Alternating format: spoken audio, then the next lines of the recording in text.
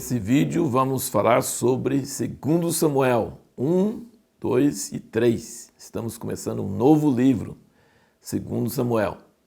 Lembrando sempre aquele que nos assiste que estamos seguindo uma leitura bíblica em um ano. Idealmente começando 1º de janeiro, terminando 31 de dezembro, mas pode começar qualquer mês e terminar no mês correspondente no próximo ano.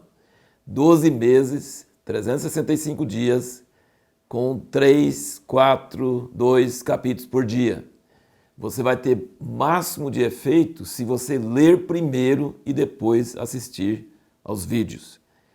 2 Samuel vai ser uma leitura impressionante, maravilhoso, como são todos os livros da Bíblia.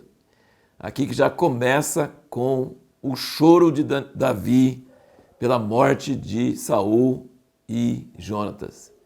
Pela morte de Jonatas dá para entender, porque Jonatas era amigo dele, ajudou ele demais, tinha aliança entre eles, Jonatas tinha falado que Davi ia reinar e ele ia ser o segundo no reino. Mas a morte de Saul, ele chorar a morte de Saul, aí dá para pensar que era meio falso, mas não era.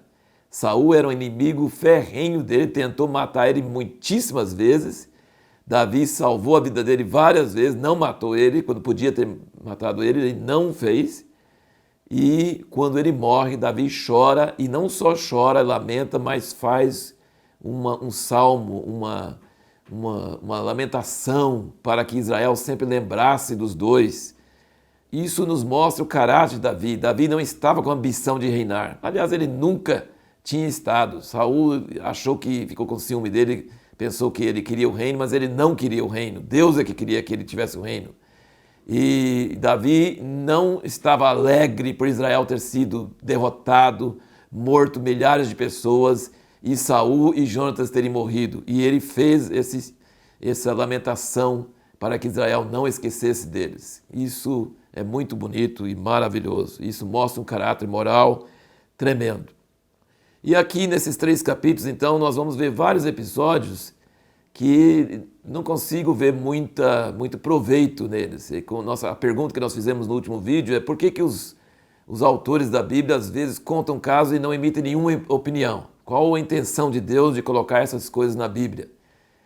Isso é uma pergunta muito interessante. Por exemplo, Davi, quando foi reinar e foi fazer as pazes, aí ele exigiu que devolvesse a esposa, a filha de Saul para ele. Ela estava feliz com o marido dela. Por que ele tinha tantas mulheres? Para que ele foi pedir ela de volta e deixar o marido dela que foi chorando atrás? Para mim é uma coisa absurda e também não dá para entender exatamente qual o propósito de colocar isso na Bíblia. Talvez para mostrar uma atitude errada de Davi, mas a Bíblia não fala que foi uma atitude errada nem certa.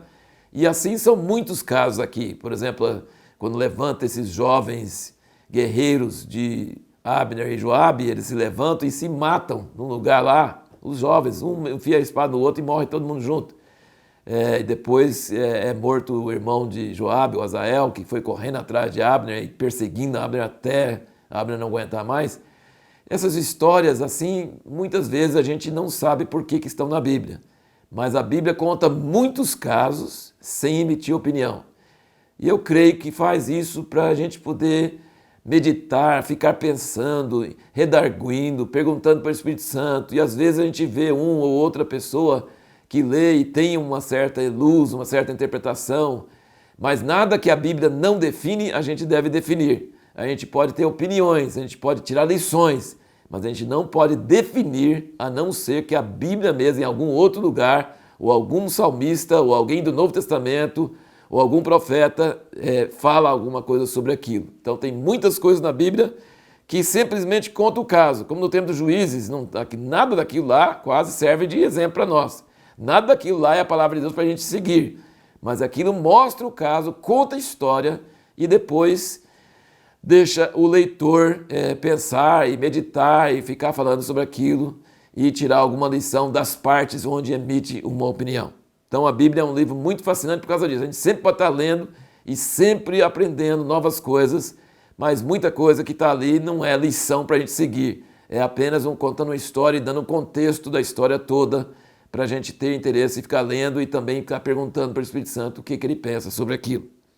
E o último ponto que eu quero tratar nesse vídeo é a questão do Joabe e Abner, né? Abner foi fazer as pazes com Davi, fez uma aliança, era um herói, era uma pessoa mais importante ainda do que o filho de Saul, mas Joabe pega ele, tem uma teoria de conspiração sobre ele, acha que ele está armando para Davi, e não é verdade, ele não estava armando para Davi. E aí Joabe pega ele de traição, chama ele para conversar e mata ele. Isso é terrível. Então a história de Joabe vai nos acompanhar por todo esse livro de 2 Samuel. Davi e Joabe parece que são inseparáveis. Mas Davi conjurou, jogou maldição sobre Joabe, falou que ele não tinha culpa disso, que ele não queria isso, que a culpa do sangue de Abner deveria cair sobre Joabe e sua família dele para sempre. Mas Davi não conseguia ficar livre de Joabe, porque Joabe era leal, Joabe ganhava as guerras, Joabe era leal a Davi até o último ponto, mas era um cara sanguinário. Então vamos acompanhando essa história de Davi e Joabe, é muito fascinante, interessante, e Joabe não é totalmente mal, mas não é bom de jeito nenhum, e isso tem consequências no futuro.